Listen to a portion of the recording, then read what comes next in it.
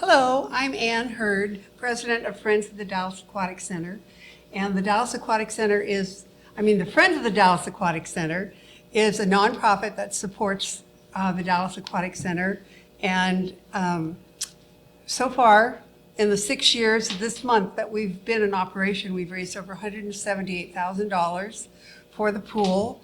Our business banners and our memorials and our donors have given us all that money, and we spend it to fix things at the pool or pay for free swim passes or free party packages that we give away to nonprofits. And our goal is to keep the Aquatic Center healthy and keep it open and to serve the people of the community and the surrounding communities for a very long time. Today our guest is Gretchen Knoll. She's the manager of the pool, and she'd like to tell you a little bit about her job and what she does. And I gotta say, she's a good friend of mine too, because we work together a lot. You know, what needs fixing today, Gretchen? How much will it cost? Okay, buy it, spend it, do it. Well, anyway, here's Gretchen. I manage the pool, so I manage all the employees. I manage what we need to buy, work with Ann on getting things fixed that might be out of our budgetary allotment for the year. So scheduling staff, making sure programming's running, working with the swim lesson coordinator to make sure the lessons are running well, keeping things hopefully clean at all times. The staff do all the cleaning here, which isn't necessarily widely known. A lot of the times the patrons see them cleaning, but we make sure to tell them when they start, because it's a lot of cleaning. And we've already had someone mention how clean it is, and they've seen them working so hard. Yeah. We get a lot of compliments that the building doesn't look as old as it is because it's so clean. And so we try to maintain that. Great. What are the really good things you like about your job? I love working with the kids and the patrons. It's always something different. I was talking to a friend who's a nurse, and she wants to move into a different portion of the hospital, and I thought, yep, I always have something different every day, so it's never the same. Right. So what's next on the fix-it list? The next few things on the fix-it list include the check valve that we need to repair because it's pouring water into the chemical room. Every time the pools call for water from the outside, it's not properly shutting that off. We need to fix some holes in the plaster in the leisure pool. This year we're hoping to get the boiler fixed before the end of June and get the heat exchangers replaced for all the pools to make sure they stay nice and warm. And I can't remember what we're doing next year. Okay. Well, that's great. And one thing that I was really happy to hear was that the boiler doesn't need to be replaced, that it can be fixed. Me too. I was glad that we're fixing the boiler as opposed to replacing it. It'll be a lot cheaper, and hopefully it'll just work just as well for just as long. Right. And it was $140,000 to replace it. Yeah. And it won't be anywhere near that to fix it. Yeah. So we're really happy about that, because that might free up some money to do some other things that need to be done. Yeah. Or that we want to be done. That is the hope. Yeah. How many, tell us about the swimming instructors that give lessons. Are they also lifeguards? We have a lot of staff that are cross-trained. So right now we have about 40 flexible schedule employees. So they teach water aerobics, teach swim lessons, they lifeguard, they're our lead guards, our front desk. Some can do all of it, and some can just do one thing. But they all work between 10 and 40 hours a week to keep the pool running. It equals out to about 13 full-time employees. And we really need all of those 13 full-time employees or 40 flexible schedule staff to keep the pool running, because we're open for so many hours every week. Right. Way more than other departments. Yes. So I know you teach the lifeguarding class.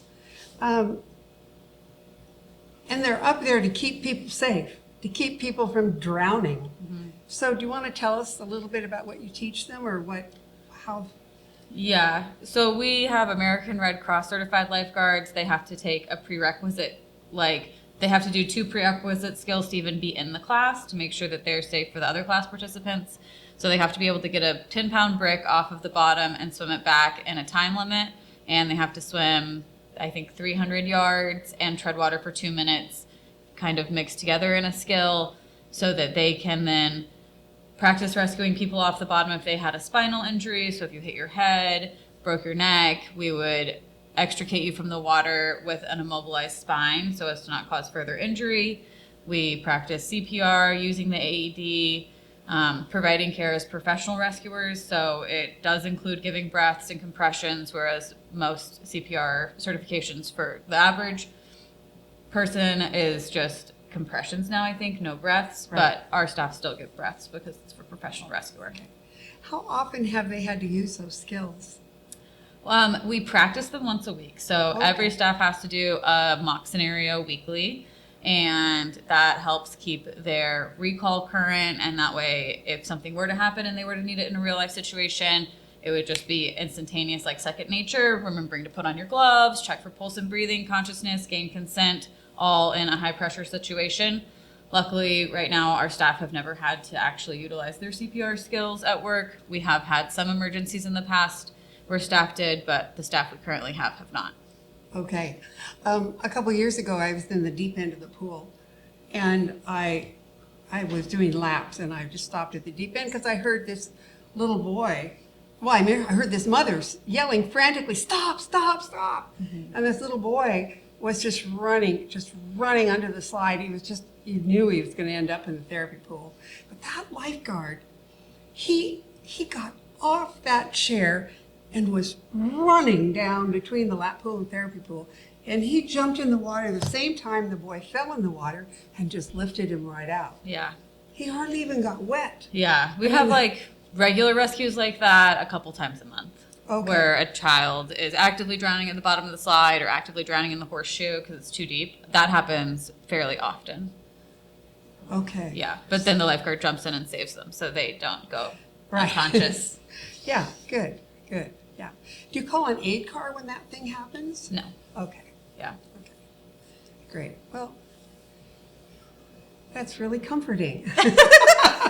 Because I know I swim laps, and when they come on duty, they walk around the lap pool over to their chair, and they always look down in the deep end Yeah. to make sure nobody's... Yeah, they walk the deck to ensure the zone. So like during adult swim and you see just one guard out there, their zone is all the pools. So the incoming guard walks half of it to check the zone, make sure everything's okay, and the outgoing guard walks the other half to check everything's okay. Okay.